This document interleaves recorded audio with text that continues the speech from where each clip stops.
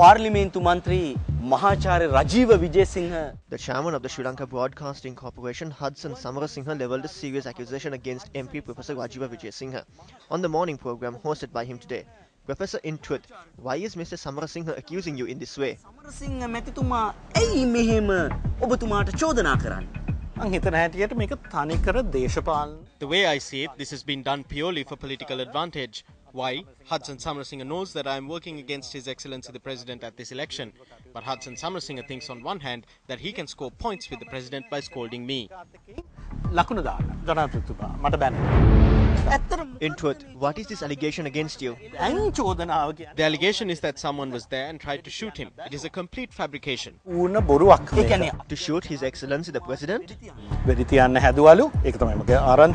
They say that someone tried to shoot him. But after this incident reportedly took place, the President made me the General Secretary of the Peace Secretariat.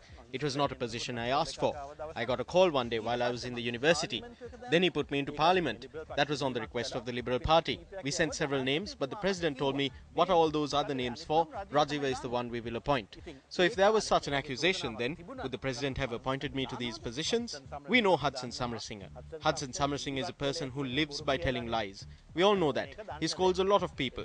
He has gotten it into his head that if he tells a major lie, like Goebbels did, people at times may accept it. Because when you tell minor lies, people tend to look into it.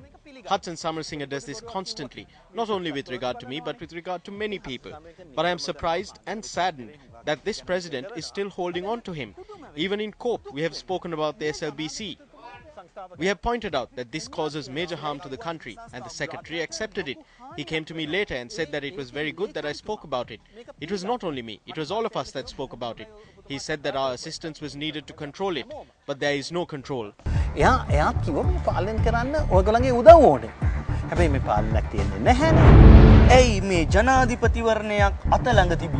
is Hudson Samarasinghe making such public accusations against you on state radio at a time when you have decided to leave the UPFA and pledge support to President's opponent?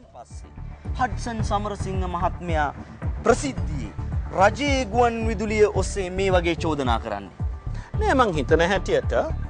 I think this is being done on one hand to sully my name, and on the other hand, I think Hudson Samarasinghe too wants to come out. He was a presidential candidate at one point. And he was in Parliament at one point too. So it could be jealousy. Also, I believe people to a certain extent believe what he says.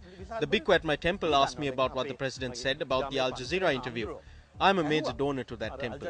Of course, Hudson would say that it is money that I took from the LTTE. This is truly astounding. Why should we have to pay the LTTE to do this when the LTTE already had vast amounts of money? The government knows where all this money is, let alone pay the LTTE. I do not even have money to buy my own car. I don't have an official car anymore, and I am now using an old car that belongs to someone else.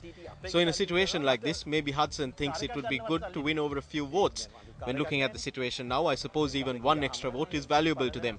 I think this was done targeting the election, and I think that the principal of Trinity and the bishop assisted in this.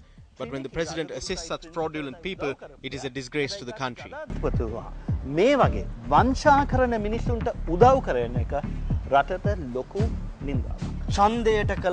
it was targeting the election or not, the accusation that you tried to use an LTTE cadre to shoot the President is a serious one. What do you ask from the government security forces? What do you have to say? I think that if the government security forces spend their time accepting what Hudson Samarasinghe says, then they won't have any time to do their work. So I believe that they and the President will accept that this is a major lie. His Excellency the President spoke about files recently, and as Vasantha Senanayake said, he would be unable to find any files because files would fill up the room. I will give you an example. When I was at the Peace Secretariat, when it was being closed, which the President later admitted to me was wrong, I said, ensure that these files are secure. When the Darusman report came out, they asked me where the files were. I showed it to them. An officer at my secretariat, yes, the Peace Secretariat, had locked it up safely in a room. I told them to look after those files, that they had evidence that we fought the war well. In 2011, they looked through it. They went to the office. They didn't ask me, but another person went there and organized the files. 3 months ago, the Foreign Ministry asked me where these files are. At that time, I told Karunatilaka in writing that I had taken great pains to compile this and had asked them to look after the files. There are files on corruption, but of course everyone knows who is corrupt. Everyone knows that there is no problem with the group that departed. But these important files, files that can be used to protect our military, files that can show how cordially we functioned with the UN, where they had even thanked us, none of these files have been secured, so we could respond when they level false allegations against us. So they do not look after the good files, the valuable files, they only look after the files that are important to them retaining power. පොරු චෝදනා එනකොට ඇයි මේ මිනිස්සු හොඳ file බලාගන්නේ නැහැ වටිනා file බලාගන්නේ නැහැ ඒගොල්ලන් බලන්නේ බලය රැක ගන්න ෆයිල් තියාගන්න ඔබතුමත් මන්ත්‍රීවරයෙක්නේ You too were a UPFA parliamentarian. Doesn't the president have any files on you? නැද්ද ජනාධිපතිතුමා ගාව හිතන්න බෑ ෆයිල් එකක් තියෙනවා කියලා It is difficult for me to think that there is a file. If there is one, then something should be revealed soon, I suppose. But the files on Sajin Vas, on Shenuka Seneviratne, the audit report regarding her, those have been thrown away. They have been hidden. They do not look into that. So how can we continue to be patient with such a government which acts in this way and is only interested in power? බලයට විතරක් ඇල්මක් තියෙන ආණ්ඩුවක් කොහොමද අපි තවදුරටත් ඉවසන්නේ මහාචාර්ය රජීව විජේසිංහ මැතිතුමා කියන්නේ Professor Rajiva Vijayasinghe says it is not enough to hold on to only the bad files. You should have the good files as well. We shall see what will happen in the future regarding the serious allegation levelled at this professor. දරුණු චෝදනාව සම්බන්ධයෙන් ඉදිරියේදී කුමක් සිදු වේවිද කියලා